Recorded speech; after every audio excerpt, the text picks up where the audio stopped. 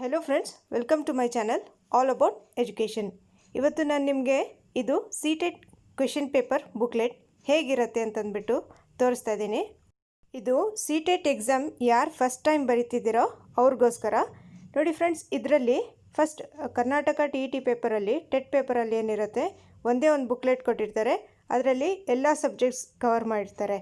ಇದು ಪೇಪರ್ 2 ಅವ್ರದ್ದು ನಿಮ್ಗೆ ಕಾಣಿಸ್ತಾ ಇರಬೇಕು. ಪೇಪರ್ 2 ಅಂತಂದ್ಬಿಟ್ಟು ಪೇಪರ್ 2 ಅವ್ರಿಗೆ ಏನಿರುತ್ತೆ ಈ ಥರ ಇರುತ್ತೆ ಬುಕ್ಲೆಟು. ಅದರಲ್ಲಿ ಸಪ್ರೇಟ್ ಬುಕ್ಲೆಟ್ ಒಂದು ಲ್ಯಾಂಗ್ವೇಜ್ದು ಕೊಡ್ತಾರೆ. ಅಂದರೆ ನೀವು ಕನ್ನಡ ಲ್ಯಾಂಗ್ವೇಜ್ ತೊಗೊಂಡಿರ್ತೀರಲ್ಲ, ಅದು ಸಪ್ರೇಟ್ ಬುಕ್ಲೆಟ್ ಕೊಟ್ಟಿರ್ತಾರೆ. ಈ ಬುಕ್ಲೆಟಲ್ಲಿ ಏನೇನಿರುತ್ತೆ ಫಸ್ಟ್ ಸ್ಟೆಪ್ ಬೈ ಸ್ಟೆಪ್ ನಾವು ನೋಡ್ಕೊಂಡು ಬರೋಣ. ನೋಡಿ, ಇಲ್ಲಿ ಕ್ವೆಶನ್ ಪೇಪರ್ ಮೇಲೆ F ಅಂತ ಕೊಟ್ಟಿರ್ತಾರೆ ಅಥವಾ GH ಏನಾದರೂ ಈ ಥರ ಒಂದು ಆಲ್ಫಾಬೆಟ್ ಕೊಟ್ಟಿರ್ತಾರೆ. ಪಕ್ಕದಲ್ಲಿ ನಿಮ್ಮದು ಒಂದು ರಿಜಿಸ್ಟರ್ ನಂಬರ್ ಕೊಟ್ಟಿರ್ತಾರೆ. ಸೊ ನಿಮ್ಮದು F ಅಂತ ಇದ್ದಾಗ ಸೊ ಒಳಗಡೆ ಏನಿರಬೇಕು, ನಿಮ್ಮ ಬುಕ್ಲೆಟ್ ಒಳಗಡೆ ಒಂದು OMR ಶೀಟಲ್ಲೂ F ಅಂತಲೇ ಇರಬೇಕು. ಬೈ ಚಾನ್ಸ್ ಏನಾದರೂ F ಇಲ್ಲ ಬೇರೆದಿರತ್ತೆ ಅಂತಂದರೆ ನೀವು ಇಮ್ಮಿಡಿಯೇಟಾಗಿ ನೀವು ಇನ್ವಿಜಿಲೇಟರ್ ಹತ್ರ ಹೋಗ್ಬಿಟ್ಟು ಎಕ್ಸ್ಚೇಂಜ್ ಮಾಡಿಸ್ಕೊಬೇಕು. ಅಲ್ಲಿ ಏನಿರುತ್ತೋ ಕ್ವಶನ್ ಪೇಪರ್ ಬುಕ್ಲೆಟಲ್ಲಿ OMR ಶೀಟ್ ಮೇಲೂ ಅದೇ ಕೋಡ್ ಇರಬೇಕು. F ಅಂತ ಇದೆ ನೋಡಿ ಇದರಲ್ಲಿ. ಸೊ ಈ ಥರ ಬೇರೆ ಬೇರೆ ಆಲ್ಫಾಬೆಟ್ಸ್ ಇರ್ಬೋದು. ಸೊ ಏನಕ್ಕೆ ಈ ಥರ ಇರುತ್ತೆ, ಏನಕ್ಕೆ ಅಂದರೆ ಓವರಾಲ್ ಇಂಡಿಯಾದಲ್ಲಿ ಬೇರೆ ಬೇರೆ ಸ್ಟೇಟ್ಸಿಂದ ಬರ್ತಾರೆ. ಕರ್ನಾಟಕ, ಕೇರಳ, ಆಂಧ್ರ ಪ್ರದೇಶ್ ಮತ್ತು ಒರಿಸ್ಸಾ, ಓರಿಯೋ, ಪಂಜಾಬ್, ಗುಜರಾತ್ ಎಲ್ಲ ಕಡೆಯಿಂದನೂ ಬರ್ತಾರೆ. ಆಲ್ ಓವರ್ ಇಂಡಿಯಾದಿಂದ ಬಂದುಬಿಟ್ಟು ಬರೆಯೋದಿದು ಎಕ್ಸಾಮ್. ಏನಕ್ಕೆ ಅಂತಂದರೆ ಸೊ ಒಂದೊಂದು ಸ್ಟೇಟಿಗೂ ಒಂದೊಂದು ಕೋಡ್ ಕೊಟ್ಟಿರ್ತಾರೆ. ಅದು ಹೇಳ್ತೀನಿ. ಕರ್ನಾಟಕ ಸ್ಟೇಟ್ದು ಏನು ಕೋಡ್ ಇರುತ್ತೆ ಅಂತಂದ್ಬಿಟ್ಟು, ನೀವು ಇವಾಗ ಬ್ಯಾಂಗ್ಳೂರು ಸೆಂಟರ್ ಅಥವಾ ಮ್ಯಾಂಗ್ಳೂರು ಸೆಂಟರ್ ಎರಡಿರುತ್ತೆ. ಮ್ಯಾಂಗ್ಳೂರ್ದು ಒಂದು ಬೇರೆ ಕೋಡ್ ಇರುತ್ತೆ, ಬ್ಯಾಂಗ್ಳೂರ್ದೊಂದು ಬೇರೆ ಕೋಡ್ ಇರುತ್ತೆ. ಎರಡು ಸೆಂಟರ್ದು ಬೇರೆ ಬೇರೆ ಕೋಡ್ ಇರುತ್ತೆ. ನೋಡಿ, ಇವಾಗ ಕ್ಲೀನಾಗಿ ಇನ್ಸ್ಟ್ರಕ್ಷನ್ಸ್ ಇವಾಗಲೇ ಓದ್ಕೊಳ್ಳೋಣ. ಏಕೆಂದರೆ ನಿಮಗೆ ಎಕ್ಸಾಮಲ್ಲಿ ಟೈಮ್ ಇರೋದಿಲ್ಲ. ಇದೆಲ್ಲ ಇನ್ಸ್ಟ್ರಕ್ಷನ್ಸ್ ಫಾಲೋ ಮಾಡೋದಕ್ಕೆ ಓದೋದಕ್ಕೆ ತುಂಬ ಟೈಮ್ ಕಡಿಮೆ ಇರುತ್ತೆ. ಸೊ ಫಸ್ಟ್ ನೀವು ಏನು ಅರ್ಥ ಮಾಡ್ಕೊಬೇಕಂದ್ರೆ TET ಎಕ್ಸಾಮ್ ನೀವು ಹೇಗೆ ಬರೆದ್ರೋ ಎಕ್ಸಾಕ್ಟ್ಲಿ ಸೇಮ್ ಎಕ್ಸಾಕ್ಟಾಗಿ ನೀವು ಟೆಟ್ ಎಕ್ಸಾಮ್ ಹೇಗೆ ಬರೆದಿದ್ದೀರೋ Karnataka TET same CET exam CTET exam ಹಾಗೆ ಇರುತ್ತೆ. ಸಿಟೆಟ್ ಎಕ್ಸಾಮ್ ಹಾಗೆ ಇರುತ್ತೆ. ಓಕೆ, ಫಸ್ಟ್ ಪಾಯಿಂಟ್ ನೋಡಿ, OMR sheet is inside this booklet. ಈ ಟೆಕ್ಸ್ಟ್ ಬುಕ್ಲೆಟ್ ಒಳಗಡೆ OMR ಶೀಟ್ ಇರುತ್ತೆ. When you are directed to open the text booklet, take out the answer sheet and fill in the particulars on side 1 and side 2 carefully with blue or black pen. ಅಂದರೆ ball point pen use ಮಾಡಬೇಕು. Blue ಅಥವಾ black ಎರಡರಲ್ಲಿ ಯಾವುದಾದ್ರೂ use ಮಾಡ್ಬೋದು. Second point ನೋಡಿ, the test is of 2.5 hours duration and consists of 150 questions. There is no negative marking. Same ಏನು TET ಎಕ್ಸಾಮಲ್ಲಿ ಬರೆದ್ರು ಹಾಗೆ ನೆಗೆಟಿವ್ ಮಾರ್ಕಿಂಗ್ ಇರೋದಿಲ್ಲ. 150 questions ಇರುತ್ತೆ. 2.5 ಗಂಟೆ 2.5 hours ಇರುತ್ತೆ. ಥರ್ಡ್ ಪಾಯಿಂಟ್ ನೋಡಿ, use blue or black ball point pen only for writing particulars on this page or marking responses in the answer sheet. ಏನು ಇಲ್ಲಿ ಕ್ವೆಶನ್ ಪೇಪರ್ ಮೇಲೆ ಏನು ಬರೀಬಾರ್ದು, ಕ್ವೆಶನ್ ಬುಕ್ಲೆಟ್ ಮೇಲೆ ಏನು ಬರೀಬಾರ್ದು. ಓನ್ಲಿ ಆನ್ಸರ್ ಶೀಟ್ ಮೇಲೆ ನೀವು ಮಾರ್ಕ್ ಮಾಡೋಕ್ಕೆ ಪೆನ್ ಯೂಸ್ ಮಾಡಬೇಕು. Fourth point, the code for this booklet is F. ನಾನು ಫಸ್ಟ್ ಸ್ಟಾರ್ಟಿಂಗ್ ತೋರಿಸಿದ್ನಲ್ಲ F ಅಂತಂದ್ಬಿಟ್ಟು ಆ ಕೋಡ್ನ ನೀವು ಎಂಟ್ರ್ ಮಾಡಬೇಕು. ಯಾವುದರಲ್ಲಿ? OMR ಶೀಟಲ್ಲಿ. Make sure that the code printed on side 2 of the answer sheet is the same on that of this booklet. Side 2 ಅಲ್ಲಿ ಏನಿರುತ್ತೆ F ಅಂತ ಇರಬೇಕು. ಕೋಡ್ ನೋಡ್ಕೊಬೇಕು. ನಾನಿಲ್ಲಿ ಕ್ವೆಶನ್ ಬುಕ್ಲೆಟ್ F ಅಂತ ತೊಗೊಂಡಿದ್ದೀನಿ. ಸೊ F ಅಂತ ನಾನು ಮೆನ್ಷನ್ ಮಾಡ್ತಾಯಿದ್ದೀನಿ. ಇಲ್ಲಿ F ಅಂತ ಕೊಟ್ಟಿರ್ತಾರೆ. ಸೊ ನಿಮಗೆ ಯಾವ ಆಲ್ಫಾಬೆಟ್ ಇರುತ್ತೋ ನಿಮ್ಮ ಕ್ವೆಶನ್ ಬುಕ್ಲೆಟ್ ಮೇಲೆ ಆ ಆಲ್ಫಾಬೆಟ್ನ ನೀವು ಎಂಟರ್ ಮಾಡಬೇಕು OMR ಶೀಟಲ್ಲಿ. Okay, next also ensure that your text booklet number and answer sheet number are the same. In case of discrepancy, the candidate should immediately report the matter to the invigilator for replacement of both the text booklet and the answer sheet. ಅದೇ ನಾನು ಹೇಳಿದ್ನಲ್ಲ starting, ನಿಮಗೆ ಏನಾದರೂ ಒಂದು question paper booklet ಮೇಲೆ F ಅಂತ alphabet ಇತ್ತು, ಒಳಗಡೆ ಬೇರೆದು ಆನ್ಸರ್ ಶೀಟ್ ಮೇಲೆ ಅಂದರೆ OMR ಶೀಟ್ ಮೇಲೆ ಬೇರೆ ಬುಕ್ಲೆಟ್ ನಂಬರ್ ಅಂದರೆ ಆಲ್ಫಾಬೆಟ್ ಬೇರೆ ಇದ್ದಿದ್ರೆ EGH ಅಂತ ಏನಾದರೂ ಬೇರೆದಿದ್ದರೆ ನೀವು ಬೇಗನೆ ಇಮಿಡಿಯೇಟಾಗಿ ಅವ್ರು ಹೇಳಿಬಿಟ್ಟು ಬೇರೆದು ಸೇಮ್ ಇರುತ್ತಲ್ಲ ಅದನ್ನು ಇಸ್ಕೊಬೇಕು. ಓಕೆ, ನೆಕ್ಸ್ಟ್ ಫಿಫ್ತ್ ಪಾಯಿಂಟ್ ನೋಡಿ, this text booklet has 5 parts. First part 1 ನೋಡ್ಕೊಂಡು ಬನ್ನಿ. ಪಾರ್ಟ್ 1 ಏನಿರುತ್ತೆ, ಇಲ್ಲಿ child development and pedagogy. First ನೀವು ಬುಕ್ಲೆಟ್ ಓಪನ್ ಮಾಡಿದ ತಕ್ಷಣ ನಿಮ್ಗೆ ಏನು ಸಿಗುತ್ತೆ, ಪೆಡಗಾಜಿ. ಚೈಲ್ಡ್ ಡೆವಲಪ್ಮೆಂಟ್ ಪೆಡಗಾಜಿ ಅಂದರೆ ಏನಿಲ್ಲ, ಸೈಕಾಲಜಿ. ಅದೇನಿರುತ್ತೆ, ಕ್ವೆಶನ್ಸ್ 1 ಕ್ವೆಶನ್ ನಂಬರ್ 1 30ವರೆಗೂ ಇರುತ್ತೆ. ನೆಕ್ಸ್ಟ್ ಇವಾಗ ನೀವು ಮ್ಯಾಥ್ಸ್ ಅಥವಾ ಸೈನ್ಸ್ ಸೆಲೆಕ್ಟ್ ಮಾಡಿದರೆ, ಮ್ಯಾಥ್ಸ್ ಅಥವಾ ಸೈನ್ಸ್ ಅವರು ಏನು ಮಾಡಬೇಕು, ಕ್ವೆಶನ್ ನಂಬರ್ 31 ಕ್ವೆಶನ್ ನಂಬರ್ 90ವರೆಗೂ ಬರೀಬೇಕು. ಕ್ವೆಶನ್ ನಂಬರ್ 31 ಕ್ವೆಶನ್ ನಂಬರ್ 90ವರೆಗೂ ಬರೀಬೇಕು. ನೆಕ್ಸ್ಟ್ ಹೆಡ್ಡಿಂಗಲ್ಲಿ ಪಾರ್ಟ್ 3 ಅಂತ ಇರುತ್ತೆ. ಪಾರ್ಟ್ 3 ಅಂತ ಇರುತ್ತೆ, ಅಲ್ಲಿ ನೋಡಬೇಕು ನೀವು, ಸೋಷಿಯಲ್ ಸೈನ್ಸ್ ಅಥವಾ ಸೋಷಿಯಲ್ ಸ್ಟಡೀಸ್ ಅಂತ ಇರುತ್ತೆ. ಪಾರ್ಟ್ 3 ಸೋಷಿಯಲ್ ಬರೆಯೋರು ಏನು ಮಾಡಬೇಕು, ಕ್ವೆಶನ್ ನಂಬರ್ 31 90ವರೆಗೂ, 31 90ವರೆಗೂ. ಪಾರ್ಟ್ 3 ಏನಿರುತ್ತೆ, ಸೋಷಿಯಲ್ ಸ್ಟಡೀಸ್ ಇರುತ್ತೆ. ಸೊ ನಾನು ಇವಾಗ ಈ ವಿಡಿಯೋದಲ್ಲಿ ಒಂದು ಸೋಷಿಯಲ್ ಸ್ಟಡೀಸ್ದು ಒಂದು ಕ್ವೆಶನ್ ಪೇಪರ್ನ ಸಾಲ್ವ್ ಮಾಡೋದು, ಅಂದರೆ 2019 ಡಿಸೆಂಬರಲ್ಲಿ ನಡೀತಲ್ಲ ಆ ಎಕ್ಸಾಮ್ ಕ್ವೆಶನ್ ಪೇಪರ್ ಹೇಗಿತ್ತು ಸೋಷಿಯಲ್ ಸೈನ್ಸಿಂದು ನೋಡೋಣ. ನಾನು ಸಾಲ್ವ್ ಮಾಡಿದ್ದೀನಿ. ನೆಕ್ಸ್ಟ್ ಇದರಲ್ಲಿ ಪಾರ್ಟ್ 4 ನೋಡಿ, ಪಾರ್ಟ್ 4 ಏನಿರುತ್ತೆ, ಲ್ಯಾಂಗ್ವೇಜ್ 1. ಲ್ಯಾಂಗ್ವೇಜ್ 1 ಅಂದರೆ ಇಂಗ್ಲೀಷ್ ಅಥವಾ ಹಿಂದಿ ಇರುತ್ತೆ. ಲ್ಯಾಂಗ್ವೇಜ್ 1 ಅಂದರೆ ಅಕಸ್ಮಾತ್ ನೀವು ಇವಾಗ ಫಸ್ಟ್ ಲ್ಯಾಂಗ್ವೇಜ್ ಇಂಗ್ಲೀಷ್ ತೊಗೊಂಡಿದ್ರೆ ಪಾರ್ಟ್ 4ಅಲ್ಲಿರುತ್ತೆ ಅದು. ಪಾರ್ಟ್ 4 ಕ್ವೆಶನ್ ನಂಬರ್ 91 120ವರೆಗೂ ಲ್ಯಾಂಗ್ವೇಜ್ 1 ಇಂಗ್ಲೀಷ್ ತೊಗೊಂಡಿದ್ರೆ. ಅಕಸ್ಮಾತ್ ನೀವು ಸೆಕೆಂಡ್ ಲ್ಯಾಂಗ್ವೇಜ್ ಇಂಗ್ಲೀಷ್ ತೊಗೊಂಡಿದ್ರೆ, ಏನಿರುತ್ತೆ ಇದು ಪಾರ್ಟ್ 5 ಇರುತ್ತೆ, ಲಾಸ್ಟಲ್ಲಿರುತ್ತೆ. ಕ್ವೆಶನ್ ನಂಬರ್ 121 ಕ್ವೆಶನ್ ನಂಬರ್ 150ವರೆಗೂ ಪಾರ್ಟ್ 5 ಏನಿರುತ್ತೆ, ಸೆಕೆಂಡ್ ಲ್ಯಾಂಗ್ವೇಜ್ ಇಂಗ್ಲೀಷ್ ಇರುತ್ತೆ. ನೆಕ್ಸ್ಟ್ 6th ಪಾಯಿಂಟ್ ಇದೆ, ಇದೆಲ್ಲ ಇನ್ಸ್ಟ್ರಕ್ಷನ್ಸೇ. ಇನ್ನು 6th ಪಾಯಿಂಟಲ್ಲಿ ಏನಿದೆ, candidates have to do questions 31 to 90 either from part 2 ಅಂದರೆ ಇದೆ. ಅಗೇನ್ ಇದೆ ಅದು ಮ್ಯಾಥಮೆಟಿಕ್ಸ್ ಅವ್ರು ಏನಿರುತ್ತೆ, ಮ್ಯಾಥ್ಸ್ ಸೈನ್ಸ್ ಅವ್ರದ್ದು ಪಾರ್ಟ್ 2 ಅಲ್ಲಿರುತ್ತೆ. ಸೋಷಿಯಲ್ ಅವ್ರದ್ದು ಏನಿರುತ್ತೆ ಪಾರ್ಟ್ 3 ಅಲ್ಲಿರುತ್ತೆ. ಓಕೆ, 7th ಪಾಯಿಂಟ್ ನೋಡಿ, part 4 contains 30 questions for language 1 and part 5 contains 30 questions for language 2. In this text booklet, only questions pertaining to English and Hindi language have been given. ಬರೀ ಹಿಂದಿ ಮತ್ತು English language ಮಾತ್ರ ಕೊಟ್ಟಿರ್ತಾರೆ. ಏನಕ್ಕೆ ಅಂದರೆ separate ಒಂದು booklet ಕೊಟ್ಟಿರ್ತಾರೆ. ಏನಕ್ಕೆ ಅಂದರೆ ಕರ್ನಾಟಕದವ್ರಿಗೆ ಕನ್ನಡ ಬುಕ್ಲೆಟ್ ಕೊಟ್ಟಿರ್ತಾರೆ, ಗುಜರಾತ್ ಅವ್ರಿಗೆ ಗುಜರಾತಿ, ಒರಿಸ್ಸಾ ಅವ್ರಿಗೆ ಓರಿಯೋ, ಮತ್ತು ಕೇರಳದವ್ರಿಗೆ ಮಲಯಾಳಂ, ಆ ಥರ ಬೇರೆ ಬೇರೆ ಸ್ಟೇಟ್ ಅವ್ರಿಗೆ ಬೇರೆ ಬೇರೆ ಬುಕ್ಲೆಟ್ ಕೊಟ್ಟಿರ್ತಾರೆ. In case the languages you have opted for as language 1 and or language 2 is a language other than English or Hindi, please ask for a supplement textbook of F code that contains questions of that language. ಅಂದರೆ ನೀವು ಇವಾಗ ಯಾವ ಸಬ್ಜೆಕ್ಟ್ನ, ಯಾವ ಲ್ಯಾಂಗ್ವೇಜ್ನ ನೀವು select ಮಾಡ್ತೀರೋ ಆ language ನಿಮಗೆ ಇವಾಗ ಟೆಕ್ಸ್ಟ್ ಬುಕ್ಲೆಟಲ್ಲಿ ಇಲ್ಲ ಅಂದರೆ ಬೈ ಮಿಸ್ಟೇಕ್ ಹಿಂದಿ ಇಂಗ್ಲೀಷ್ ಬಿಟ್ಟು ಬೇರೆದು ಯಾವುದಾದ್ರೂ ಬುಕ್ಲೆಟ್ ಸಿಕ್ಬಿಟ್ರೆ ನಿಮಗೆ, ನೀವು ಇಮಿಡಿಯೇಟಾಗಿ ಚೇಂಜ್ ಮಾಡ್ಕೊಬೇಕು. Next point, 8th point, candidates are required to attempt questions in language 2. ಅಂದರೆ ನೀವು ಸೆಕೆಂಡ್ ಲ್ಯಾಂಗ್ವೇಜ್ ಎಲ್ಲಿದೆ ಪಾರ್ಟ್ 5, ಅದೇ ಅಗೇನ್ ನಾನು ಹೇಳಿದ್ನಲ್ಲ ಅದೇ ಪಾರ್ಟ್ 5ಅಲ್ಲಿ ಸೆಕೆಂಡ್ ಲ್ಯಾಂಗ್ವೇಜ್ ಇಂಗ್ಲೀಷ್ ಸೆಲೆಕ್ಟ್ ಮಾಡಿದರೆ ಸೆಕೆಂಡ್ ಲ್ಯಾಂಗ್ವೇಜ್ ಪಾರ್ಟ್ 5ಅಲ್ಲಿರುತ್ತೆ. ಅಕಸ್ಮಾತ್ ನೀವು ಫಸ್ಟ್ ಲ್ಯಾಂಗ್ವೇಜ್ ಚೂಸ್ ಮಾಡಿದರೆ, ಅಂದರೆ ಫಸ್ಟ್ ಲ್ಯಾಂಗ್ವೇಜ್ ಇಂಗ್ಲೀಷ್ ಚೂಸ್ ಮಾಡಿದರೆ ಪಾರ್ಟ್ 5ಅಲ್ಲಿರುತ್ತೆ. Okay, 9th point, rough work should be done only in the space provided in the text booklet for the same. ಅಂದರೆ mathematics ಅವ್ರಿಗೆ space for work, rough work ಅಂತ ಕೊಟ್ಟಿರ್ತಾರೆ, ಅಲ್ಲೇ ಮಾಡಬೇಕು, ಬೇರೆ ಜಾಗದಲ್ಲೆಲ್ಲ ಮಾಡಬಾರ್ದು ಅಂತಂದ್ಬಿಟ್ಟು. Okay, last point, 10th point, the answers are to be recorded on the OMR answer sheet only. Mark your responses carefully. No whitener is allowed for changing answers. ನೋಡಿ, ಇದು ಕೇರ್ಫುಲ್ಲಾಗಿ ಯೂಸ್ ನೋಡ್ಕೊಬೇಕು. ಏನಕ್ಕೆ ಅಂದರೆ ನೀವು ಎಷ್ಟೋ ಜನ ನನಗೆ ಟೆಟ್ ಎಕ್ಸಾಮ್ ಆದಮೇಲೆ ಕೇಳಿದ್ರಿ, ಏನು ಅಂತಂದರೆ ವೈಟ್ನರ್ ನಾನು ಯೂಸ್ ಮಾಡಿದ್ದೀನಿ, ನಾನು ಇವಾಗ ಇಲ್ಲ ಅಂತಲೂ ಹೇಳೋಕ್ಕಾಗಲ್ಲ. ಎಷ್ಟೋ ಜನ ಕಮೆಂಟ್ ಮಾಡಿ ಕೇಳಿದ್ರು, ನಾನು ವೈಟ್ನರ್ ಯೂಸ್ ಮಾಡಿದ್ದೀನಿ, ನಂದು ರಿಸಲ್ಟ್ ಬರುತ್ತೋ ಇಲ್ವೋ ಅಂತ ಅಂದ್ಬಿಟ್ಟು.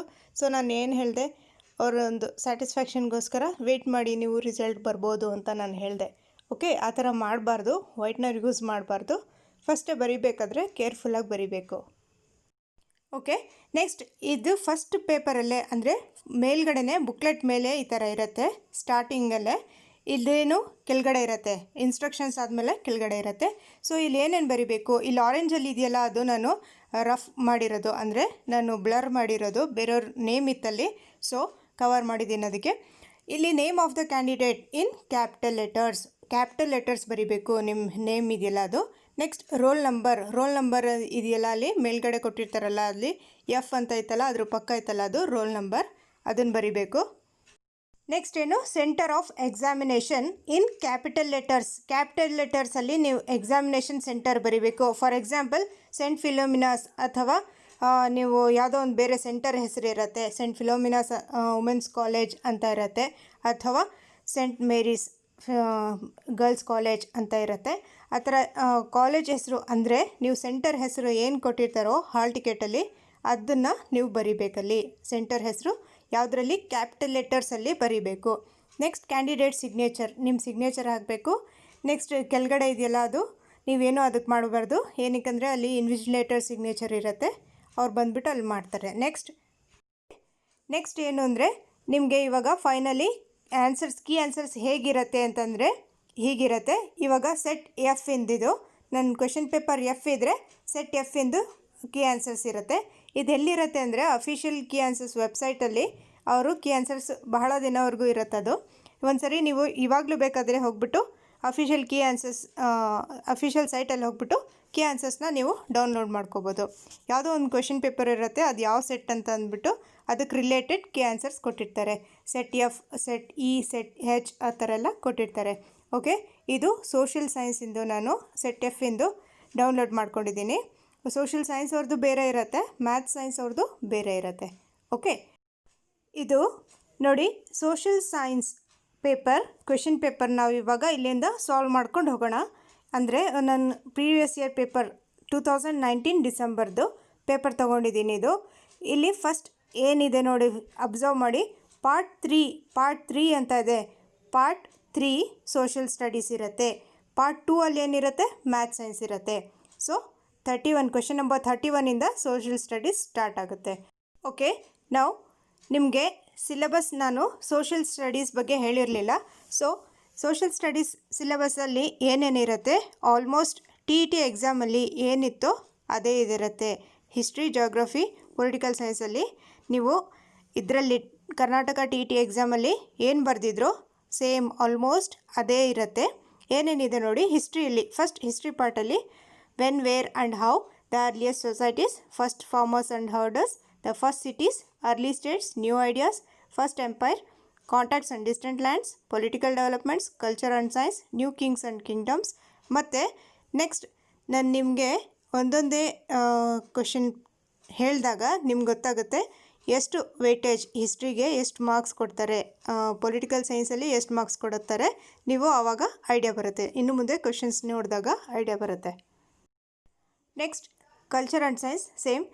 New kings and kingdoms, ಸುಲ್ತಾನ್ಸ್ of Delhi, architecture, creation of on empire, social change, regional cultures, the establishment of company power, rural life and society, colonialism and tribal societies, the revolt of 1857 to 58, women and reform, challenging the caste system, the nationalist movement, India after independence. ಇಷ್ಟೇನಾಯಿತು ಹಿಸ್ಟ್ರಿಯಲ್ಲಿ ಕೇಳ್ತಾರೆ. So ಇದೆಲ್ಲ ನೀವು almost ಓದಿದ್ದೀರಾ. So ಒಂದು revise ಮಾಡಿದ್ರೆ ಸಾಕನ್ಸುತ್ತೆ. Next geography ಸೆಕ್ಷನಲ್ಲಿ ಏನೇನಿರುತ್ತೆ, geography as a social study and as a science, planet, earth in the solar system, globe, environment in its totality, natural and human environment, air, water, human environment ಅಂದರೆ settlement, transport and communication, ರಿಸೋರ್ಸಸಲ್ಲಿ types of next agriculture, ಇದೆಲ್ಲ ಏನಾಯಿತು geography ಪಾರ್ಟಲ್ಲಿ ಬರುತ್ತೆ. Okay, next social and political life ಸೆಕ್ಷನಲ್ಲಿ ಏನೇನಿರುತ್ತೆ, diversity, government, local government, making a living, democracy, state government, understanding media, unpacking gender, the constitution, parliamentary government, the judiciary, social justice and the marginalized. ಇಲ್ಲಿ ನೀವು ಇಷ್ಟೆಲ್ಲ ನೋಡಿಬಿಟ್ಟು tension ತೊಗೊಳ್ಳೋದೇನಿಲ್ಲ. ಏನಕ್ಕಂದರೆ almost ಟೆಟ್ಟಲ್ಲಿ ಏನೇನು ಕೇಳಿದ್ರು ಅಥವಾ ಇವಾಗ ನಾವು ಪ್ರೀವಿಯಸ್ ಇಯರ್ಸ್ ಕ್ವೆಶನ್ ಸಾಲ್ವ್ ಮಾಡಿದಾಗ ನಿಮ್ಗೆ ಐಡಿಯಾ ಬರುತ್ತೆ ಯಾವ ರೀತಿ ಕ್ವಶನ್ಸ್ ಕೇಳ್ಬೋದು ಅಂತ ಅಂದ್ಬಿಟ್ಟು ನೆಕ್ಸ್ಟ್ ನೋಡೋಣ. ನೆಕ್ಸ್ಟ್ ಪೆಡಗಾಜಿಕಲ್ ಇಶ್ಯೂಸ್ ಅಂತ ಇದೆಯಲ್ಲ, ಇದು ಕೂಡ ನೋಡಿ ಫ್ರೆಂಡ್ಸ್, ಇದರಲ್ಲಿ ಏನಿರುತ್ತೆ, ಸೇಮ್ ಆಲ್ಮೋಸ್ಟ್ TTE ಎಕ್ಸಾಮಲ್ಲಿ ನಿಮಗೆ ಯಾವ ರೀತಿ ಕ್ವೆಶನ್ಸ್ ಕೊಟ್ಟಿದ್ರು, ಸೋಷಲಲ್ಲಿ ಅಥವಾ ಬೇರೆ ಯಾವುದೇ ಸಬ್ಜೆಕ್ಟ್ ಆಗಿರಲಿ, ಎಲ್ಲದರಲ್ಲೂ ಪೆಡಗಾಜಿಲಿ ನಿಮ್ಗೆ ಏನು ಕ್ವೆಶನ್ಸ್ ಕೇಳಿದ್ರು ಸೇಮ್ ಕ್ವೆಶನ್ಸ್ ಇಲ್ಲಿ ಕೇಳ್ತಾರೆ. ಅಂದರೆ ಇಂಗ್ಲೀಷ್ ಪೆಡಗಾಜಿ ಆಗಿರಲಿ, ಸೋಷಿಯಲ್ ಪೆಡಗಾಜಿ ಆಗಿರಲಿ, ಮ್ಯಾಥ್ಸ್ ಸೈನ್ಸ್ ಪೆಡಗಾಜಿ ಆಗಿರಲಿ, ಎಲ್ಲ ಸಿಮಿಲರ್ ಆಗಿರುತ್ತೆ. ಅಂದರೆ ಟೆಟ್ ಎಕ್ಸಾಮಲ್ಲಿ ಏನು ಕೇಳಿದ್ರು ಆಲ್ಮೋಸ್ಟ್ ಅದೇ ಥರ CTETಲ್ಲೂ ಕೇಳ್ತಾರೆ. ಆದರೆ ಮ್ಯಾಥ್ಸ್ ಸೈನ್ಸಲ್ಲಿ ಸ್ವಲ್ಪ ಡಿಫರೆಂಟ್ ಆಗಿರುತ್ತೆ, ಮ್ಯಾಥ್ಸ್ ಸೈನ್ಸ್ ಪೆಡಗಾಜಿಲಿ ಸ್ವಲ್ಪ ಡಿಫ್ರೆಂಟ್ ಆಗಿರುತ್ತೆ, ಸೋಷಲ್ ಆಲ್ಮೋಸ್ಟ್ ಸೇಮ್ ಇರುತ್ತೆ. ಓಕೆ, ನಾವು ಇಲ್ಲಿಂದ ಏನಾಗುತ್ತೆ, social studies question paper start ಆಯಿತು. ಅಂದರೆ 2019 ಕ್ವೆಶನ್ ಪೇಪರ್ ಇಲ್ಲಿಂದ ನಾವು ಹೇಗಿತ್ತು ನೋಡೋಣ. 31 question number 31, which of the following is not true for minerals? Options: they have a definite chemical composition. Second, they are formed in different types of geological environments. Third, all minerals are non-metallic.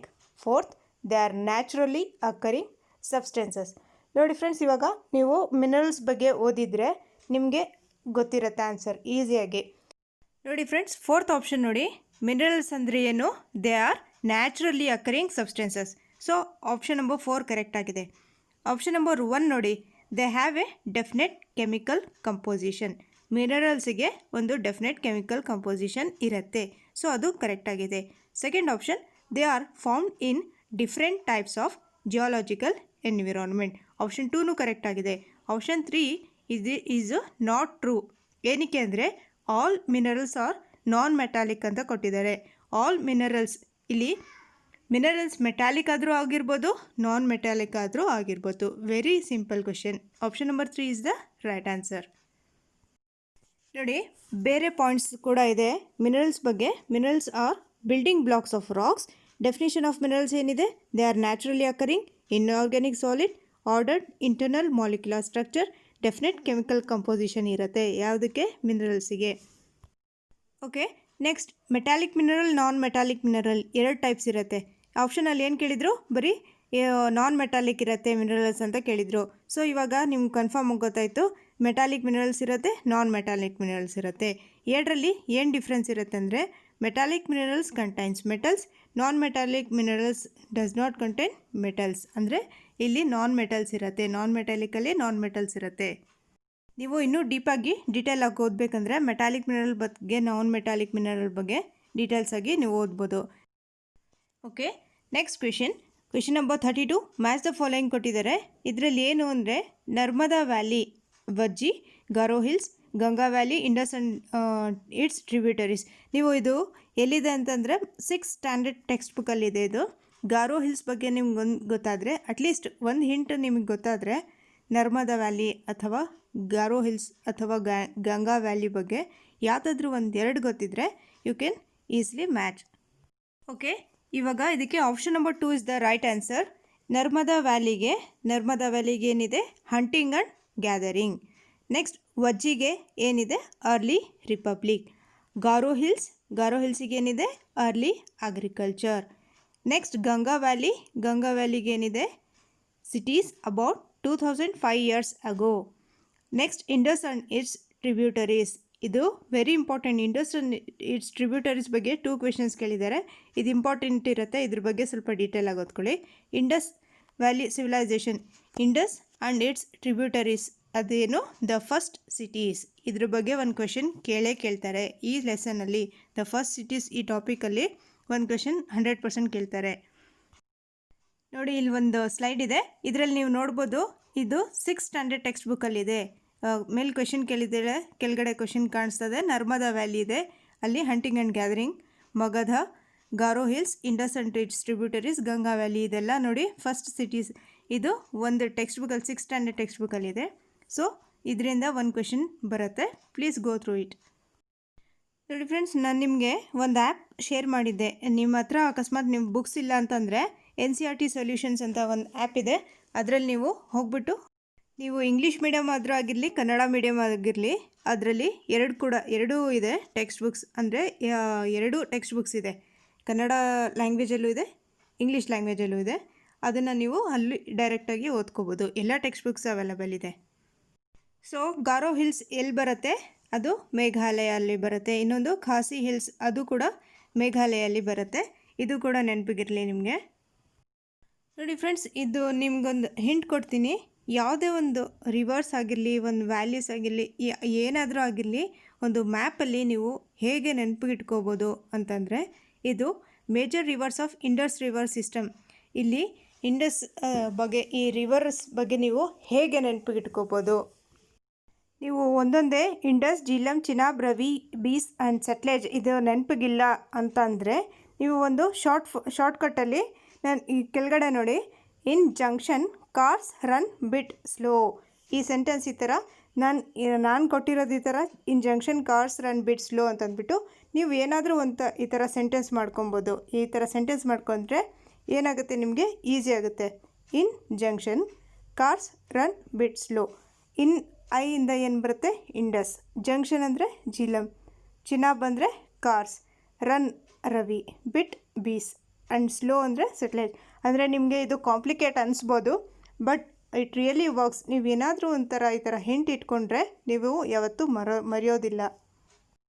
ಅದೇ ಥರ ಯಾವುದೇ ಒಂದು river ಆಗಿರಲಿ, for example ಇವಾಗ Krishna river ಆಗಿರಲಿ, ಯಾವ ಸ್ಟೇಟಲ್ಲಿ ಬರುತ್ತೆ, ಯಾವ ಊರಲ್ಲಿ ಬರುತ್ತೆ, ಆ ಥರ ನೀವು ನೆನಪಿಗಿಟ್ಕೊಬೇಕಂದ್ರೆ ನೀವೇನಾದರೂ ಈ ಥರ ನೆನಪಿಗಿಟ್ಕೋಬೇಕು.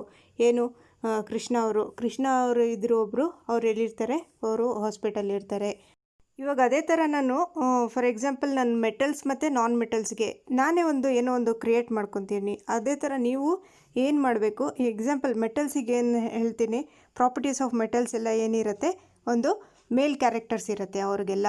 ಅಂದರೆ ಮೇಲ್ ಏನಿರುತ್ತೆ, ಮೆಟಲ್ಸ್ ಏನಿರುತ್ತೆ, ಸ್ಟ್ರಾಂಗ್ ಇರುತ್ತೆ. ಮೇಲಲ್ಲಿ ಏನೇನು ಕ್ಯಾರೆಕ್ಟರ್ಸ್ ಇದೆ ಅದೆಲ್ಲ ಮೆಟಲ್ಸ್ಗಿರುತ್ತೆ. ನಾನ್ ಮೆಟಲ್ಸ್ಗೆ ಏನಿರುತ್ತೆ, ಫೀಮೇಲ್ ಒಂದು ಸ್ಟ್ರಾಂಗ್ ಇರೋದಿಲ್ಲ, they are not strong. Non metals are non strong. ಆ ಥರ ಎಲ್ಲ ಸುಮ್ಮನೆ ನಾನು ಒಂದು ಎಕ್ಸಾಂಪಲ್, ಒಂದು ಹಿಂಟ್ ಇಟ್ಕೊಂಡು ಓದಿದಾಗ ನಮಗೇನಾಗುತ್ತೆ, ಅದು ಜಾಸ್ತಿ ದಿನ ನಮಗೆ ನೆನಪಿಗಿರುತ್ತೆ, ಮರೆಯೋಕ್ಕೆ ಚಾನ್ಸಸ್ ಇರಲ್ಲ. ಅದೇ ಥರ ಒಂದು ಡೇಟ್ಸ್ ಆ್ಯಂಡ್ ಇವೆಂಟ್ಸ್ ಆಗಿರಲಿ, ನೀವು ಇವಾಗ ನೆನಪಿಗಿರಲ್ಲ ಏನು, ಬಹಳ ಹಿಸ್ಟ್ರಿಲಿ ಹಿಸ್ಟ್ರಿಲಿ ಏನಿರುತ್ತೆ, ಬಹಳ ಕನ್ಫ್ಯೂಷನ್ ಆಗುತ್ತೆ. ಸೊ ಅದಾದಮೇಲೆ ಫಸ್ಟ್ ಇವ್ರು ಬಂದರು, ಸೆಕೆಂಡ್ ಕಿಂಗ್ ಬಂದರು, ಥರ್ಡ್ ಕಿಂಗ್ ಬಂದರು, ಆ ಥರ ಎಲ್ಲ ಇರುತ್ತಲ್ಲ. ಸೊ ಅದಕ್ಕೂ ಕೂಡ ಒಂದು ಸ್ಟೋರಿ ಥರ ನೀವು ಮಾಡ್ಕೊಬೇಕು. ನಿಮ್ಮದೇ ಓನಾಗಿ ಇವ್ರು ಬಂದರು, ಇವರಾದ್ಮೇಲೆ ಅವರಾದರು, ಯಾವುದೋ ಒಂದು ಫ್ಯಾಮ್ಲಿಗೆ ನೀವು ಕನೆಕ್ಟ್ ಮಾಡಿಕೊಂಡು ಇವರು ಒಂದು ಕಿಂಗ್, ಅದಾದಮೇಲೆ ಇವ್ರು ಬಂದರು ಅಂತಂದ್ಬಿಟ್ಟು ಯಾವುದೋ ಒಂದು ಫ್ಯಾಮಿಲಿ ನಿಮ್ಮ ಮೈಂಡಲ್ಲಿರಬೇಕು. ಅವರಿಗೆ ನೀವೇ ಒಂದು ಹೆಸರು ಕೊಟ್ಬಿಟ್ಟು ಇವರು ಆ ಕಿಂಗ್ ಅಂತಂದ್ಬಿಟ್ಟು ಅವರ ಸ್ಟೋರಿನ ನೀವು ಮೈಂಡಲ್ಲಿ ಕ್ರಿಯೇಟ್ ಮಾಡಿದಾಗ ನಿಮಗೆ ಆಟೋಮೆಟಿಕ್ಕಾಗಿ ಕ್ವೆಶನ್ ಬಂದಿದ ತಕ್ಷಣ ನೆನಪಿಗೆ ಬಂದುಬಿಡುತ್ತೆ. Okay, next question. Below R 2 statements A and B in the context of contemporary debates on dates and periods of Indian history. Statement A. A periodization like Hindu, Muslim, British is appropriate as the religion of the rulers has been the only important historical change. Second statement, statement B. It is problematic to assign precise dates and time spans to historical processes that happened over a period of time. ಇಲ್ಲಿ options ಎಲ್ಲ ಕೊಟ್ಟಿದ್ದಾರೆ. Option number 3 ಇದಕ್ಕೆ right answer. Option A is wrong, option B is right. ಅಂದರೆ ಇದು option A wrong ಇದೆ ಅಂತ ಹೇಳ್ತಾ ಇದ್ದಾರೆ ನೋಡಿ. ಆಪ್ಷನ್ ಎ ಅಲ್ಲಿ ಏನಿದೆ, A periodisation like Hindu, Muslim, British is appropriate as the religion of the rulers has been the only important historical change. ಇದು ಸ್ಟೇಟ್ಮೆಂಟ್ ರಾಂಗ್ ಇದೆ. ಸೊ ಆಪ್ಷನ್ ಬಿ ಇದು ಕರೆಕ್ಟ್ ಆಗಿದೆ. ಈ ಸ್ಟೇಟ್ಮೆಂಟ್ ಏನು ಅಂದರೆ, it is problematic to assign precise dates and time spans to historical process that happened over a period of time. ಇದು question ನೀವು ಸ್ವಲ್ಪ ಅರ್ಥ ಮಾಡ್ಕೊಬೇಕು. ಏನಕ್ಕಂದರೆ ನಮ್ಮ ಹಿಸ್ಟ್ರಿ ಹೇಗೆ ಚೇಂಜ್ ಆಗಿತ್ತು, ಏನಿಂದ ಚೇಂಜ್ ಆಗಿದೆ ಅಂತಂದ್ಬಿಟ್ಟು ಕ್ವೆಶನ್ ಇರೋದು. Next question. Below are the 2 statements in the context of new popular Indian art in the 19th century. Statement ಎಲ್ಲಿ ಏನಿದೆ, many painting mock at the changes they saw around, ridiculating the new taste of those who spoke in English and warned against women moving out of their homes. Statement B. Images were used to express nationalist ideas and inspire people against British rule. So option number 1 ಇದಕ್ಕೆ right answer. ಏನಕ್ಕೆ ಅಂತಂದರೆ both A and B are correct, but option B is not the correct interpretation of A. ನೋಡಿ, ಇದು option 4 ಮತ್ತು option 1ಅಲ್ಲಿ confuse ಆಗುತ್ತೆ. So ಕೇರ್ಫುಲ್ಲಾಗಿ ನೀವು ಸ್ಟೇಟ್ಮೆಂಟ್ ಓದಬೇಕು. ಏನು is B is first option ನೋಡಿ, B is not the correct interpretation of A ಅಂತ ಅಂದರೆ ಬಿ ಸ್ಟೇಟ್ಮೆಂಟ್ ಇದೆಯಲ್ಲ ಅದು ಇಂಟರ್ಪ್ರೇಟ್ ಆಗ್ತಾ ಇಲ್ಲ, ಸ್ಟೇಟ್ಮೆಂಟ್ ಎ ಜೊತೆ ಇಂಟರ್ಪ್ರೇಟ್ ಆಗ್ತಾ ಇಲ್ಲ ಅಂತ ಕೇಳಿದ್ದಾರೆ. ಸೊ ಆಪ್ಷನ್ 4 ಅಲ್ಲಿ ಏನಿದೆ ಈಸ್ ಕರೆಕ್ಟ್ ಇಂಟರ್ಪ್ರಿಟೇಷನ್ ಅಂತ ಕೊಟ್ಟಿದ್ದಾರೆ. ಸೊ ಇದು ಕೇರ್ಫುಲ್ಲಾಗಿ, ಇದೊಂದು ಕೇರ್ಫುಲ್ಲಾಗಿ ನೀವು ಈ ಕರೆಕ್ಟಾಗಿ ಮ್ಯಾಚ್ ಆಗ್ತಿದೆಯೋ ಎರಡಕ್ಕೂ ಇಲ್ವೋ ಅಂತಂದ್ಬಿಟ್ಟು, ಇಂಟರ್ಪ್ರಿಟ್ ಆಗ್ತಿದೆಯೋ ಇಲ್ವೋ ಅಂತಂದ್ಬಿಟ್ಟು ನೀವು ಸ್ಟೇಟ್ಮೆಂಟ್ ಥಿಂಕ್ ಮಾಡಿಬಿಟ್ಟು ಬರಿಬೇಕಾಗತ್ತೆ. Next question, which of the following may be considered as a primary source for understanding early humans in India? Options: Girnar rock inscription, second ಪರ್ಚಾನಾಮಾ painting, third rock paintings of Madhya Pradesh, fourth Kangra style painting. ಇದಕ್ಕೆ option number 3 rock paintings of Madhya Pradesh right answer. ಏನು ಇದು rock paintings of Madhya Pradesh ಅಂದರೆ, first ನೀವು question ಅರ್ಥ ಮಾಡ್ಕೋಬೇಕು. ಏನಿಲ್ಲಿ early humans in India ಇದ್ರಲ್ಲ, ಇದಕ್ಕೆ ಪ್ರೈಮರಿ ಸೋರ್ಸ್ ಏನು ನಾವು ಅರ್ಥ ಮಾಡ್ಕೊಳ್ಳೋದಕ್ಕೆ ಅರ್ಲಿ ಹ್ಯೂಮನ್ಸ್ ಇದ್ರೋ ಇಲ್ವೋ ಅಂತಂದ್ಬಿಟ್ಟು ಪ್ರೈಮರಿ ಸೋರ್ಸ್ ಏನು ಹೇಗೆ ಅಂತಂದರೆ ನಮಗೆ ಹೇಗೆ ಗೊತ್ತಾಯಿತು ಅಂದರೆ ಆ ರಾಕ್ ಪೇಂಟಿಂಗ್ಸ್ ಮಾಡಿದರು ಎಲ್ಲಿ, ಮಧ್ಯಪ್ರದೇಶಲ್ಲಿ. ಇದು ಏನು ಮಾಡ್ತಾಯಿದ್ರು ಅಂದರೆ ಈ ಥರ ಪೇಂಟಿಂಗ್ ಮಾಡಿಬಿಟ್ಟು ರಾಕ್ ಮೇಲೆ ಅವರು ಮೆಸೇಜಸ್ನ ಕನ್ವೆ ಮಾಡ್ತಾಯಿದ್ರು, ಅಂದರೆ ಅವರು ಎಕ್ಸ್ಪ್ರೆಸ್ ಮಾಡ್ತಾಯಿದ್ರು. Next question, children in pre British times were taught options by payment of a fixed fee, second throughout the year except harvest time when they worked in the fields, third for assessment through an annual exam, fourth in state institutions. ಇಲ್ಲಿ ಏನು ಕೇಳಿದ್ದಾರೆ ಕ್ವೆಶನಲ್ಲಿ, children's ಇನ್ pre British ಟೈಮ್ಸಲ್ಲಿ ಮಕ್ಕಳಿಗೆ ಹೇಗೆ ಓದಿಸ್ತಾಯಿದ್ರು ಅಂದರೆ ಹೇಗೆ ಓದ್ತಾಯಿದ್ರು ಮಕ್ಕಳು ಅಂದರೆ option number 2 ಇದಕ್ಕೆ right answer. Throughout the year except harvest time when they worked in the fields ಅಂದರೆ ಹಾರ್ವೆಸ್ಟ್ ಟೈಮಲ್ಲಿ ಮಾತ್ರ ಅವರು ಓದಿಸ್ತಾ ಇರಲಿಲ್ಲ, ಹೋಲ್ ಇಯರ್ ಅವರು ಓದಿಸ್ತಾ ಇದ್ರು. Option number 2 is the right answer. Next question, below R 2 statements A and B in the context of emergence of nation States in Europe in 18 to 19th centuries. Statement A, till the 18th century, people in Europe saw themselves as nation states. Second statement, statement B, a consciousness was created in the early 19th century among the people that each linguistic community was a separate nation. ಇದಕ್ಕೆ option number 3 A is wrong but B is correct. Option number 3 ಇದಕ್ಕೆ right answer. ಇಲ್ಲಿ statement A ಇದು wrong ಇದೆ ಅಂತ ಹೇಳ್ತಾ ಇದ್ದಾರೆ, statement B correct ಇದೆ. Statement A is wrong, statement B is correct. Next question, PCE stands for option number 1 before common era, option 2 before Caesar era, option 3 before contemporary era, option 4 before Christian era. Option number 1 before common era is the right answer. So ಈ ಸ್ಲೈಡಲ್ಲಿ ನೀವು ನೋಡ್ಬೋದು, B C ಅಂದರೆ ಏನಿದೆ before Christ, B C E ಅಂದರೆ before the common era, A D ಅಂದರೆ anno domini, C E ಅಂದರೆ common era. ಬರೀ ಸಿ ಇ ಅಂತ ಕೇಳಿದಾಗ ನೀವು common era, B C E ಅಂತ ಕೇಳಿದಾಗ ಬಿಫೋರ್ ದಿ ಕಾಮನ್ ಎರಾ, ಬರೀ ಬಿ ಸಿ ಅಂತ ಕೇಳಿದ್ರೆ before Christ. Next question, how do we know today that ostriches were found in India during the Paleolithic period. ನಿಮ್ಗೆ already ಗೊತ್ತಿದೆ, Paleolithic period is nothing but Stone Age period. ಇದರಲ್ಲಿ option number 1, large quantities of ostrich egg shells were found at Patna in Maharashtra. Next, we have archived oral memories on ostriches in Delhi's National Museum. Third, these are described in the memories of foreign travelers. Fourth, we have vivid description of these birds in the writings of that time. ಇದಕ್ಕೆ option number 1 is the right answer. ಏನು ಅಂದರೆ large quantities of ostrich eggshells were found at Patna in Maharashtra. So ಅದ್ರ ಬಗ್ಗೆ ಸ್ವಲ್ಪ detail ನೋಡಿ. Ostriches were found in India during the Paleolithic period. Large quantities of ostrich egg shells were found at Patna in Maharashtra. There were designs which were engraved on small pieces, while beads were also made out of them. Again, Paleolithic age ಅಂದರೆ ಯಾವುದು? Old stone age. ನನ್ನ picture ತೋರಿಸೋ intention ಒಂದೇ, ನಿಮ್ಗೆ ನೆನಪಿಗಿರಲಿ ಅಂತ ಅಷ್ಟೇ. Next question, how did the Harappan civilization come to an end? First, A, it appears as if the rulers lost control.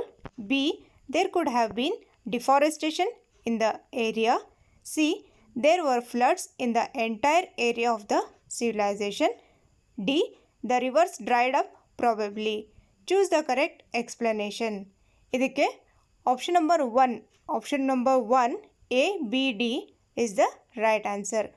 ಏನು ಹರಪ್ಪನ್ ಸಿವಿಲೈಸೇಷನ್ ಟೈಮಲ್ಲಿ ಅದು ಹೇಗೆ ಒಂದು ಡಿಕ್ಲೈನ್ ಆಯಿತು, ಹರಪ್ಪನ್ ಸಿವಿಲೈಸೇಷನ್ ಹೇಗೆ ಡಿಕ್ಲೈನ್ ಆಯಿತು ಅಂತ ಕೇಳಿದ್ದಾರೆ. Next question, under the Mahayana Buddhism, first option statues of Buddha were made. Second, Bodhisattvas were not accepted as they were at to attain enlightenment. Third, Mathura and Takshashila declined as centres of sculpture. Fourth, Buddha's presence was shown in sculpture by using certain signs. ನೋಡಿ friends, ಇದರಲ್ಲಿ ಏನಿದೆ ಮಹಾಯಾನ ಬುದ್ಧಿಸಮಲ್ಲಿ ಇದೆಲ್ಲ options ನಿಮಗೆ right ಅನಿಸುತ್ತೆ. ನೀವು exact ಇದಕ್ಕೆ ಏನು answer ಅಂದರೆ option number 1, statues of Buddha were made. Second ಆಪ್ಷನಲ್ಲಿ ಏನು ಕೇಳಿದ್ದಾರೆ, ಬೋಧಿಸತ್ವಾಸ್ ವರ್ ನಾಟ್ ಅಕ್ಸೆಪ್ಟೆಡ್ ಅಂತ ಕೊಟ್ಟಿದ್ದಾರೆ. ಆ್ಯಕ್ಚುಲಿ ಮಹಾಯಾನ ಬುದ್ಧಿಸಮಲ್ಲಿ ಏನಿರುತ್ತೆ, ಬೋಧಿಸತ್ವಾಸ್ ವರ್ ಅಕ್ಸೆಪ್ಟೆಡ್ ಅಂತ ಇರಬೇಕು.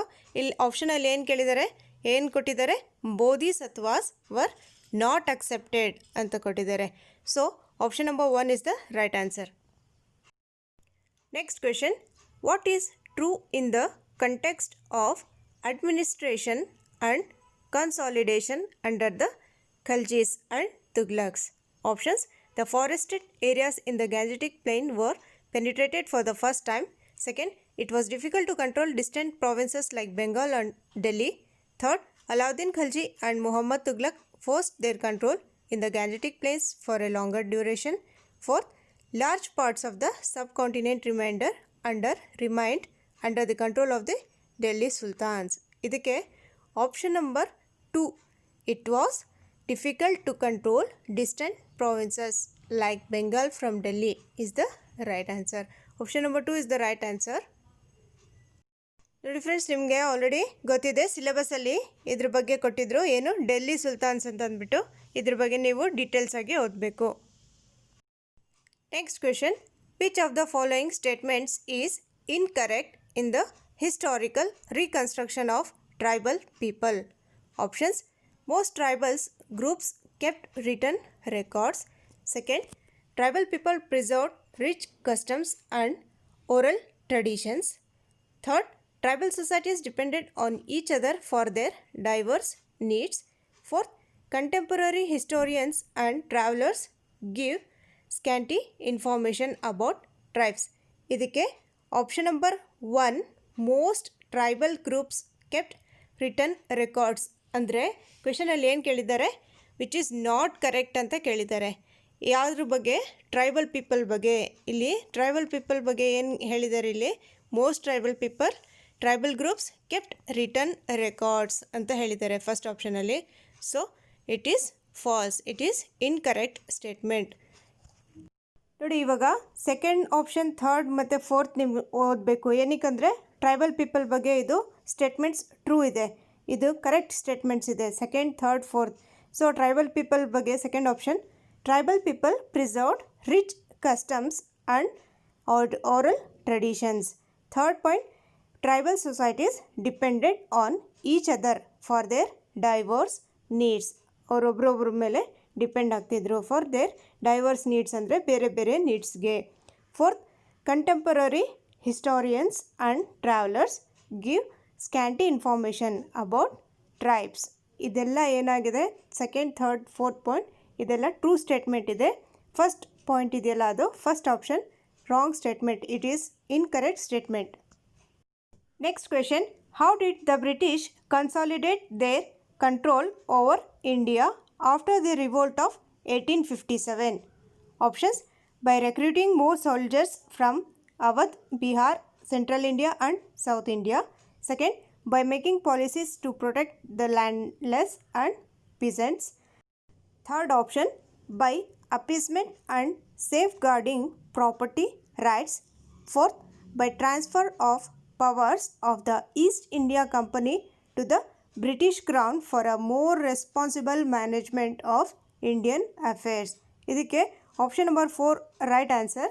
ಏನು, by transfer of powers of East India Company to the British crown for a more responsible management of Indian affairs. ನೋಡಿ ಫ್ರೆಂಡ್ಸ್, ಇವಾಗ ಈ ಕ್ವೆಶನ್ ನೋಡಿದ್ರಿ, ನೀವು ನೋಡಿದ ತಕ್ಷಣ ನೀವು ಇದು ಯಾವುದ್ರಲ್ಲಿ ಬರುತ್ತೆ, ಸೋಷಿಯಲ್ ಆ್ಯಂಡ್ ಪೊಲಿಟಿಕಲ್ ಲೈಫಲ್ಲಿ ಬರುತ್ತೆ ಅಂತಂದ್ಬಿಟ್ಟು ಒಂದು ಮಾರ್ಕ್ ಅಂತ ಬರ್ಕೊಳ್ಳಿ. ಹಿಸ್ಟ್ರಿ ಕ್ವೆಶನ್ ಬಂದಾಗ ಹಿಸ್ಟ್ರಿಗೆ 1 ಮಾರ್ಕ್. ಎಷ್ಟು ಕ್ವೆಶನ್ ಹಿಸ್ಟ್ರಿಲಿ ಬಂದಿದೆ, ಜಿಯೋಗ್ರಫಿಲಿ ಎಷ್ಟು ಕ್ವೆಶನ್ ಬಂದಿದೆ, ಸೋಷಿಯಲ್ ಆ್ಯಂಡ್ ಪೊಲಿಟಿಕಲ್ ಲೈಫಲ್ಲಿ ಎಷ್ಟು ಕ್ವೆಶನ್ಸ್ ಬಂದಿದೆ ನಿಮಗೆ ಐಡಿಯಾ ಸಿಕ್ಬಿಡುತ್ತೆ. Okay, which of the following not a feature of representative democracy? ನಿಮಗೆ ರೆಪ್ರೆಸೆಂಟೇಟಿವ್ ಡೆಮೋಕ್ರಸಿ ಅಂದರೆ ಏನು ಗೊತ್ತಿರಬೇಕು, ಅದರ ಫೀಚರ್ಸ್ ಏನಿದೆ ಅಂತ ಗೊತ್ತಿದ್ರೆ ನೀವು ಈಸಿಯಾಗಿ ಈ ಕ್ವೆಶನ್ ಆನ್ಸರ್ ಮಾಡ್ಬೋದು. ಆಪ್ಷನ್ಸ್ ನೋಡಿ, decision making in the hands of the representatives. ಇದು ಏನಾಗಿದೆ, ಒಂದು ರೆಪ್ರೆಸೆಂಟೇಟಿವ್ ಡೆಮೋಕ್ರಸಿದ ಫೀಚರ್ ಆಗಿರುತ್ತೆ. ಯಾವುದು? First option, decision making in the hands of the representatives. Second, direct participation of people in decision making. Third, franchise rights to people. Fourth, representatives chosen through elections. ನೋಡಿ friends, ಇದಕ್ಕೆ option number 2 right answer. Direct participation of people in decision making ಇದೇನಿರುತ್ತೆ, it is not a feature of representative democracy. So option number 1, 3 ಮತ್ತು 4 ಇದೆಲ್ಲ ಏನಿದೆ representative ಡೆಮೋಕ್ರಸಿನ features ಆಗಿರುತ್ತೆ. Representative ಡೆಮೋಕ್ರಸಿಲಿ ಏನಿರುತ್ತೆ, representatives are chosen through elections ಮಾಡಿಬಿಟ್ಟು ಅವ್ರಿಗೆ ಸೆಲೆಕ್ಟ್ ಮಾಡ್ತಾರೆ representatives. Next question, which particular region in India is known as the little Tibet? Options, Arunachal Pradesh, Sikkim, Himachal Pradesh, Ladakh. Option number 4 Ladakh is the right answer. Very easy A question. Next question, what is the appellate system in India? Options, provision for appeal in the parliament against a court order.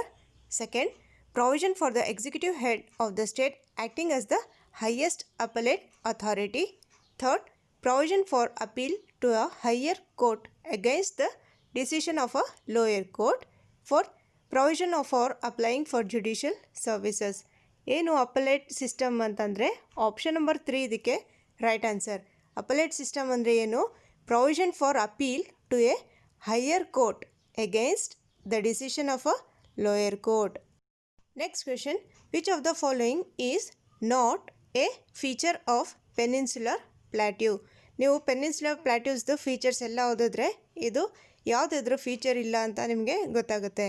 Okay, first option, Aravali hills border is on the north west side. Second, it is rich in minerals like coal and iron ore. Third, rivers Mahanadi and Krishna are some of the west flowing rivers in the plateau. Fourth, it lies to the south of northern plains. ನೋಡಿ friends, ಇದಕ್ಕೆ option number 3 right answer. So ಏನಿದು, rivers Mahanadi and Krishna are some of the west flowing rivers in the plateau ಅಂತ ಕೊಟ್ಟಿದ್ದಾರೆ. ಮಹಾನದಿ ಮತ್ತು Krishna reverse ಈ ಪ್ಲಾಟ್ಯೂಲಿ ಬರೋದಿಲ್ಲ. Peninsular plateau ಅಲ್ಲಿ ಇಲ್ಲೇನು ಹೇಳಿದ್ದಾರೆ, ವೆಸ್ಟ್ ಫ್ಲೋಯಿಂಗ್ ರಿವರ್ಸ್ ಅಂತ ಹೇಳಿದ್ದಾರೆ. ಸೊ ಇವಾಗ ನಾವು ಇದ್ರ ಬಗ್ಗೆ ಡೀಟೇಲ್ ನೋಡೋಣ. ಪೆನಿನ್ಸುಲಾ ಪ್ಲಾಟ್ಯೂದು ಮೇನ್ ಫೀಚರ್ಸ್ ಏನಿದೆ. Peninsula plateau is a table land composed of the old crystalline igneous and metamorphic rocks. Second, the plateau has broad and shallow valleys and rounded hills. Third, it is roughly triangular in shape. ಇದು important ಆಗಿರುತ್ತೆ. So ಇಲ್ಲಿ ಆಪ್ಷನ್ಸಲ್ಲಿ ಕೊಟ್ಟಿಲ್ಲ ಅಂತ ಅಂದ್ಬಿಟ್ಟು ಇದು ಓದೋದೇನು ಬೇಕಾಗಿಲ್ಲ ಅಂತ ಅಲ್ಲ, ಇದು ಓದಬೇಕು ನಾವು. ಆಪ್ಷನ್ಸ್ ಬೇರೆ ಬೇರೆ ಕೊಡ್ಬೋದು. ಫೋರ್ತ್ ಪಾಯಿಂಟ್ ನೋಡಿ, it can be divided into 2 parts. Peninsula ಪ್ಲಾಟ್ಯೂಗೆ 2 ಪಾರ್ಟ್ಸಲ್ಲಿ ಡಿವೈಡ್ ಮಾಡ್ತೀವಿ. ಏನೇನದು? Central highland and Deccan plateau ಎರಡಿದೆ. ಸೆಂಟ್ರಲ್ ಹೈಲ್ಯಾಂಡ್ ಅಂದರೆ ಏನು? The part of a plateau about river above river Narmada covering major area of Malwa plateau is known as central highland. Eastward extension of central highland is known as Bundelkhand and Baghelkhand. Next, Deccan plateau ಎಲ್ಲಿದೆ ಅಂದರೆ it lies south of Narmada. Its eastward extension ಅಂದರೆ east ಸೈಡಲ್ಲಿ extend ಆಗಿರುತ್ತಲ್ಲ ಅದು. In Meghalaya is known as Karbi Anglong plateau. Its edges are called ghats. ಯಾವುದು? ಡೆಕ್ಕನ್ ಪ್ಲಾಟ್ಯೂದು ಎಡ್ಜಸ್ಸಿಗೆ ಏನು ಹೇಳ್ತೀವಿ? ಘಾಟ್ಸ್ ಅಂತ ಹೇಳ್ತೀವಿ. Next question, which of the following statements about Africa is correct? Options: it is the only continent through which the Tropic of Cancer, Equator and Tropic of Capricorn pass. Second option, Gobi Desert is located in this continent. Third, it is separated from Asia by Ural Mountains on the west. Fourth, a large part of Africa lies in the southern hemisphere. Option number 1 is the right answer. ನೋಡಿ friends, ಇದು very easy question. ನಿಮಗೆ map ಗೊತ್ತಿದ್ದರೆ you can write easily. Okay, ಇದರಲ್ಲಿ ನೋಡಿ ಮ್ಯಾಪಲ್ಲಿ ಏನಿದೆ? Tropic of cancer, equator ಮತ್ತು tropic of capricorn ಇದಿದೆಯಲ್ಲ, ಆಫ್ರಿಕಾ. ಈ 3 ಇದೆಯಲ್ಲ, ಇದು ಆಫ್ರಿಕಾದಲ್ಲಿ ಹೋಗುತ್ತೆ. ಅಂದರೆ ಒಂದೇ ಕಾಂಟಿನೆಂಟಲ್ಲಿ ಇದು 3 ಪಾಸ್ ಆಗುತ್ತೆ. ಬೇರೆ ಕಾಂಟಿನೆಂಟ್ಸ್ ನೀವು ನೋಡ್ಬೋದು, north America, south America, Asia ಎಲ್ಲ ಕಾಣಿಸ್ತಾ ಇದೆ ನಿಮಗೆ. 3 ಕೂಡ ಅದರಲ್ಲಿ ಪಾಸ್ ಆಗೋದಿಲ್ಲ. ಅದರಿಂದ only Africa is the continent through which these 3 pass. ಬೇರೆ ಆಪ್ಷನ್ಸಲ್ಲಿ ಏನಿತ್ತು? ಉರಲ್ ಮೌಂಟೇನ್ಸ್ ಇದಕ್ಕೆ ಇದು ಮಾಡುತ್ತೆ, ಡಿವೈಡ್ ಮಾಡುತ್ತೆ ಏಷ್ಯಾಗೂ ಇದಕ್ಕೂ ಅಂತ ಅಂದ್ಬಿಟ್ಟು. ಇನ್ನೊಂದು ಏನಿತ್ತು? ಉರಲ್ ಮೌಂಟೇನ್ಸ್ ನೋಡಿ ಮ್ಯಾಪಲ್ಲಿ ಕಾಣಿಸ್ತಾ ಇದೆ ನಿಮಗೆ. Gobi desert is situated in Africa ಅಂತ ಇತ್ತು. ಗೋಬಿ ಡೆಸರ್ಟ್ ಎಲ್ಲಿರುತ್ತೆ? ಅದು it is in China. Gobi desert is in China. Next question, the southern parts of India, particularly Tamil Nadu and Andhra Pradesh, receive rainfall in autumn because options: winds blow from Arabian Sea to Bay of Bengal. Second, winds blow from Bay of Bengal to Arabian Sea. Third, winds move back from mainland to Arabian Sea.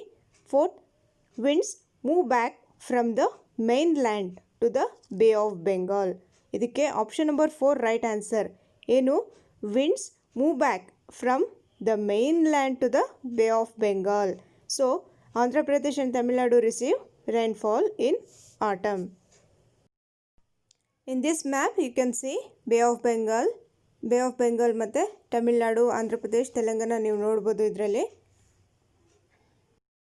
Next question, which of the following are block mountains? Options: Appalachian Mountains, Ural Mountains, Osage, Himalayas. Actually option number 3 ಇದೆಯಲ್ಲ, ಅದಕ್ಕೆ ವಾಸೇಜಸ್ ಅಂತಲೂ ಹೇಳ್ತಾರೆ, ಓಸೇಜಸ್ ಅಂತಲೂ ಹೇಳ್ತಾರೆ. ಇದು correct pronunciation ಓಶ್ ಅಂತ ಹೇಳ್ತಾರೆ, ಓಶ್. Actually ಇದಕ್ಕೆ ರೈಟ್ ಆನ್ಸರ್ ಆಪ್ಷನ್ ನಂಬರ್ 3. ಇದಕ್ಕೆ ಬ್ಲಾಕ್ ಮೌಂಟೇನ್ಸ್ ಅಂತ ಹೇಳ್ತೀವಿ. ಯಾವುದಕ್ಕೆ? ವಾಸ್ಜಸ್ ಮೌಂಟೇನ್ಸ್ಗೆ ನಾವೇನು ಹೇಳ್ತೀವಿ? Black mountains. ನಾನಿಲ್ಲಿ ಹಿಂದಿಯಲ್ಲೂ ಏನಕ್ಕೆ ಕೊಟ್ಟಿದ್ದೀನಿ ನಿಮಗೆ ಅಂತಂದರೆ, ನಿಮಗೆ ಈಸಿಯಾಗಿ ಇದಕ್ಕೆ ಪ್ರೊನೌನ್ಸಿಯೇಷನ್ ಈಸಿ ಆಗಲಿ ಅಂತಂದ್ಬಿಟ್ಟು ಹಿಂದಿಯಲ್ಲಿ ಒಂದು ಕ್ವೆಶನ್ ಕೊಟ್ಟಿದ್ದೀನಿ. ಸೈಡಲ್ಲಿ ವಾಸ್ಜಸ್ ಅಂತ ನೀವು ನೋಡ್ಬೋದು, ವಾಸ್ಜಸ್ ಪರ್ವತ್ ಅಂತ ಹಿಂದಿಯಲ್ಲಿ. Option number 3 is the right answer. ನೀವು ಓದಿರಬೇಕು ಇದು ಬ್ಲಾಕ್ ಮೌಂಟೇನ್ಸ್ ಬಗ್ಗೆ. ಇದಕ್ಕೆ ಫಾಲ್ಟ್ ಬ್ಲಾಕ್ ಮೌಂಟೇನ್ಸ್ ಅಂತಲೂ ಹೇಳ್ತಾರೆ, ಅಥವಾ ಇನ್ನೊಂದು 2 ಟೈಪ್ ಇರುತ್ತೆ, ಫೋಲ್ಡ್ ಮೌಂಟೇನ್ಸ್ ಅಥವಾ ಫಾಲ್ಟ್ ಬ್ಲಾಕ್ ಮೌಂಟೇನ್ಸ್ ಅಂತ ಹೇಳ್ತಾರೆ. ಬ್ಲಾಕ್ ಮೌಂಟೇನ್ಸಿಗೆ ಫಾಲ್ಟ್ ಬ್ಲಾಕ್ ಮೌಂಟೇನ್ಸ್ ಅಂತಲೂ ಹೇಳ್ತಾರೆ. ಯಾವುದಕ್ಕೆ? ಇದು ಓಶ್ ಇದೆಯಲ್ಲ ಇದಕ್ಕೆ, ಅಂದರೆ ವಾಸ್ಜಸ್ ಮೌಂಟೇನ್ಸಿಗೆ. Next question. Statement A, only one side of the moon is visible to us on earth. Statement B, the moon moves around the earth in about 27 days and takes exactly the same time to complete one spin. Select the correct option from the given alternatives. ಇದಕ್ಕೆ option number 4 right answer. Both A and B are true and B is the correct explanation of A. ಏನಕ್ಕೆ ಅಂತಂದರೆ ಇಲ್ಲಿ option number statement A ಮತ್ತು statement B ಎರಡೂ correct ಆಗಿದೆ ಅಂತ ಹೇಳಿದ್ದಾರೆ. ಏನು? Only one side of the moon is visible to us on earth. Second, the moon moves around the earth in about 27 days and takes exactly the same time to complete one spin. So both statements are correct. Next question. Consider the statements A, B, C on metamorphic rocks and choose the correct answer. A, when igneous and sedimentary rocks are subjected to heat and pressure, they change to metamorphic rocks. ಇಲ್ಲಿ ಕ್ವೆಶನಲ್ಲಿ ಏನು ಕೇಳಿದ್ದಾರೆ ಅಂದರೆ metamorphic racks ಬಗ್ಗೆ ನೀವು ಯಾವುದೋ ಇಲ್ಲಿ 3 statements A B C ಅಂತ ಕೊಟ್ಟಿದ್ದಾರೆ, ಅದರಲ್ಲಿ ಯಾವ ಸ್ಟೇಟ್ಮೆಂಟ್ ಕರೆಕ್ಟ್ ಇದೆ ಅಂತ ನೀವು ಹೇಳಬೇಕು. ಸೊ ಫಸ್ಟ್ ಸ್ಟೇಟ್ಮೆಂಟ್ ಏನಿದೆ, when igneous and sedimentary rocks are subjected to heat and pressure they change to metamorphic rocks. So ಈ ಸ್ಟೇಟ್ಮೆಂಟ್ ಆಪ್ಷನ್ ನಂಬರ್ ಎ ಇದೆಯಲ್ಲ ಅದು ಕರೆಕ್ಟ್ ಆಗಿದೆ ಆ ಸ್ಟೇಟ್ಮೆಂಟ್. ಬಿ ನೋಡಿ, metamorphic rocks melt to form molten magma when subjected to great heat and pressure. Heat and pressure ಕೊಟ್ಟಾಗ ಏನಾಗುತ್ತೆ, metamorphic racks ಇದೆಯಲ್ಲ ಅದು ಮೆಲ್ಟ್ ಆಗುತ್ತೆ, ಮೆಲ್ಟ್ ಆಗಿಬಿಟ್ಟು ಮೋಲ್ಟನ್ ಮ್ಯಾಗ್ಮಾ ಆಗುತ್ತೆ. ಸೊ ಆಪ್ಷನ್ ಬಿನೂ ಇದೆಯಲ್ಲ, ಬಿ ಸ್ಟೇಟ್ಮೆಂಟು ಕರೆಕ್ಟ್ ಆಗಿದೆ. ಆಪ್ಷನ್ ಸಿ ನೋಡಿ, C statement marble is a metamorphic rock, ಅದು ಕರೆಕ್ಟ್ ಆಗಿದೆ. So option number 2 A B C all are correct. Option number 2 is the right answer. Next question. On entering which layer of the atmosphere from space do the meteorites burn up? Options: thermosphere, exosphere, stratosphere, mesosphere. Option number 4 mesosphere is the right answer. I'll show you one slide. So mesosphere ಅಲ್ಲಿ ಏನಿರುತ್ತೆ, ಮೀಟಿಯರ್ಸ್ ಅಥವಾ ಮಿಟಿಯರೈಟ್ಸ್ ಇದೆಯಲ್ಲ ಇದು burn ಆಗುತ್ತೆ. ಅಥವಾ ಇದರಲ್ಲಿ ಇನ್ನೇನಿರುತ್ತೆ, ಮಿಟಿಯರಾಲಜಿಕಲ್ rockets ಇರುತ್ತೆ. ಬೇರೆದು ನೋಡ್ಕೊಳ್ಳಿ, ಟ್ರಾಪೋಸ್ಫಿಯರಲ್ಲಿ ಏನಿರುತ್ತೆ, ಹಾಟ್ ಏರ್ ಬಲೂನ್ಸ್ ಮತ್ತು ಪ್ಯಾಸೆಂಜರ್ ಏರೋಪ್ಲೇನ್ ಇದೆಯಲ್ಲ ಅದು ಪ್ಯಾಸೆಂಜರ್ ಏರ್ಪ್ಲೇನ್ ಇದೆಯಲ್ಲ ಅದು ಟ್ರಾಪೋಸ್ಫಿಯರ್. ಸ್ಟ್ರಾಟೋಸ್ಫಿಯರಲ್ಲಿ ಏನಿರುತ್ತೆ, ಸೊ ಇಲ್ಲೇನಾಗುತ್ತೆ, ರೇಡಿಯೋ ವೇವ್ಸಿಂದ ರೇಡಿಯೋ ಕಮ್ಯುನಿಕೇಷನ್ ಆಗುತ್ತೆ. ನೆಕ್ಸ್ಟ್ ಇದರಲ್ಲಿ ಮೀಸೋಸ್ಫಿಯರಲ್ಲಿ ಗೊತ್ತಾಯಿತು ನಿಮಗೆ, ಮೀಸೋಸ್ಫಿಯರಲ್ಲಿ ಏನಿರುತ್ತೆ, ಮಿಟಿಯರೈಟ್ಸ್ ಬರ್ನ್ ಆಗುತ್ತೆ. ಥರ್ಮೋಸ್ಫಿಯರಲ್ಲಿ ಏನಾಗುತ್ತೆ, ಅರೋರಾ ಇರುತ್ತೆ ಅಥವಾ ಸ್ಪೇಸ್ ಕ್ರಾಫ್ಟ್ ಇರುತ್ತೆ. ಎಕ್ಸೋಸ್ಫಿಯರಲ್ಲಿ ಸ್ಯಾಟಲೈಟ್ಸ್ ಇರುತ್ತೆ. ಕೆಲವೊಂದು ಬುಕ್ಸಲ್ಲಿ ಏನು ಕೊಟ್ಟಿದ್ದಾರೆ, ಥರ್ಮೋಸ್ಫಿಯರಲ್ಲಿ ಇರುತ್ತೆ ಅಂತ ಕೊಟ್ಟಿದ್ದಾರೆ, ಸ್ಪೇಸ್ಶಿಪ್ ಇಲ್ಲಿ ಎಕ್ಸೋಸ್ಫಿಯರಲ್ಲಿ ಕೊಟ್ಟಿದ್ದಾರೆ. ಓಕೆ, ನೆಕ್ಸ್ಟ್ ನೋಡಿ, ಈ ಸ್ಲೈಡಲ್ಲಿ ಏನಿದೆ, ಟ್ರೋಪೋಸ್ಫಿಯರಲ್ಲಿ ಮೌಂಟ್ ಎವರೆಸ್ಟ್ ಅಥವಾ ಏರ್ಪ್ಲೇನ್, ಮೀಸೋಸ್ಫಿಯರಲ್ಲಿ ಮೀಟಿಯರ್ಸ್, ಸ್ಟ್ರಾಟೋಸ್ಫಿಯರಲ್ಲಿ ವೆದರ್ ಬಲೂನ್ ಅಥವಾ ಏರ್ ಬಲೂನ್ಸ್, ಥರ್ಮೋಸ್ಫಿಯರಲ್ಲಿ ಶಟಲ್ ಅಂತ ಕೊಟ್ಟಿದ್ದಾರೆ. So it is nothing but airship. Spacecraft ಎಲ್ಲಿರುತ್ತೆ, ಇದರಲ್ಲಿ ಥರ್ಮೋಸ್ಫಿಯರಲ್ಲಿ. Next question. Transhumance is related to options: closely built area of houses. Second, artificial enclosures for keeping small house plants. Third, places where settlements develops. Fourth, movement of people. Transhumans andre option number 4 movement of people. Option number 4 is the right answer. ಟ್ರಾನ್ಸ್ಹ್ಯೂಮನ್ಸ್ ಅಂದರೆ ಏನಿಲ್ಲ, ಈ ಥರ sheeps ಅಥವಾ cow ಇರುತ್ತೆ, ಅವರಿಗೆಲ್ಲ ಕರ್ಕೊಂಡು ಒಂದು ಲ್ಯಾಂಡಿಂದ ಬೇರೆ ಲ್ಯಾಂಡಿಗೆ ಹೋಗ್ತಾರೆ ಗ್ರೇಸಿಂಗೋಸ್ಕರ. ಸೊ ಇವರಿಗೆ ಟ್ರಾನ್ಸ್ಹ್ಯೂಮನ್ಸ್ ಅಂತ ಹೇಳ್ತೀವಿ. Next question. Consider the statements A and B on permanent winds and choose the correct option. A.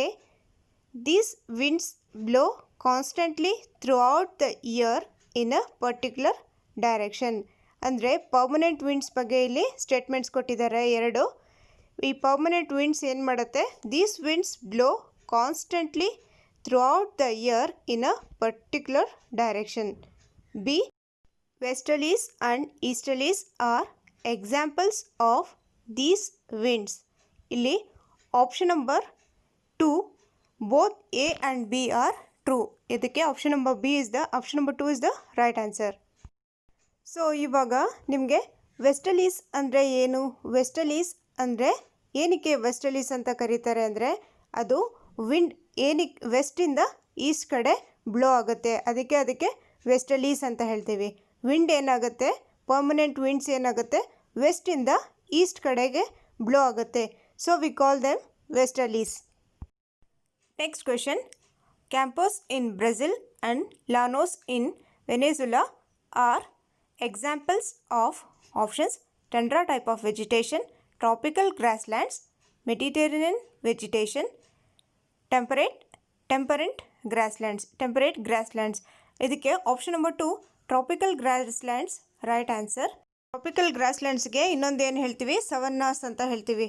ಸವನ್ನಾಸ್, tropical grasslands as also called as savannas. ನೀವು ಇಲ್ಲಿ ಕ್ವೆಶನ್ ಅರ್ಥ ಮಾಡ್ಕೋಬೇಕು.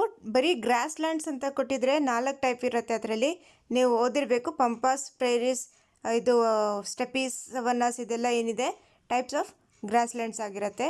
ಇಲ್ಲಿ ಕ್ವೆಶನಲ್ಲಿ ಟ್ರಾಪಿಕಲ್ ಗ್ರಾಸ್ಲ್ಯಾಂಡ್ ಅಂತ ಕೊಟ್ಟಾಗ ಅದೇನಾಯಿತು, ಸವನ್ನಾಸ್ ಆಗುತ್ತೆ. ಟ್ರಾಪಿಕಲ್ ಗ್ರಾಸ್ಲ್ಯಾಂಡ್ಸಿಗೆ ಏನು ಹೇಳ್ತೀವಿ, also referred as savannas. Next question. Consider the statements A and B about climate and choose the correct answer. Climate ಬಗ್ಗೆ ಸ್ಟೇಟ್ಮೆಂಟ್ A and B ಕೊಟ್ಟಿದ್ದಾರೆ, ಅದರಲ್ಲಿ ಯಾವ್ದು ಕರೆಕ್ಟ್ ಇದೆ ಅಥವಾ ಯಾವ್ದು ಫಾಲ್ಸ್ ಇದೆ ಹೇಳಬೇಕು. First A. Climate refers to the day-to-day changes in the atmosphere. B. Climate of a place is affected only by its altitude and relief. Option number 3. Both A and B are false. ನಿಮ್ಗೊಂದು slide ತೋರಿಸ್ತೀನಿ, ಏನು climate ಮತ್ತು ವೆದರಲ್ಲಿ ಏನು difference ಇದೆ ಅಂತಂದ್ಬಿಟ್ಟು. So ಈ ಎರಡು statements climate ಬಗ್ಗೆ ಕೊಟ್ಟಿದ್ದಾರೆ, ಬೋತ್ ಆರ್ ರಾಂಗ್. ನೋಡಿ, ಈ ಆಪ್ಷನಲ್ಲಿ ಏನು ಕೇಳಿದರು ಅಂದರೆ ಇಲ್ಲಿ ವೆದರ್ ಡೆಫಿನಿಷನ್ ಇದೆಯಲ್ಲ ಅದು ಕೇಳಿದರು. May take place day by day, atmospheric conditions may take place day by day ಅಂದರೆ ಚೇಂಜಸ್ ಆಗ್ತಾ ಇರುತ್ತೆ ಡೇ ಬೈ ಡೇ, ಅದು ಕ್ಲೈಮೇಟ್ ಬಗ್ಗೆ ಕೊಟ್ಟಿದ್ರು. ಸೊ ಅದು ಸ್ಟೇಟ್ಮೆಂಟ್ ರಾಂಗ್ ಇದೆ. ಇದು it is suitable for weather, ಇದು ವೆದರ್ದು ಒಂದು ಡೆಫಿನಿಷನ್ ಆಗಿರುತ್ತೆ.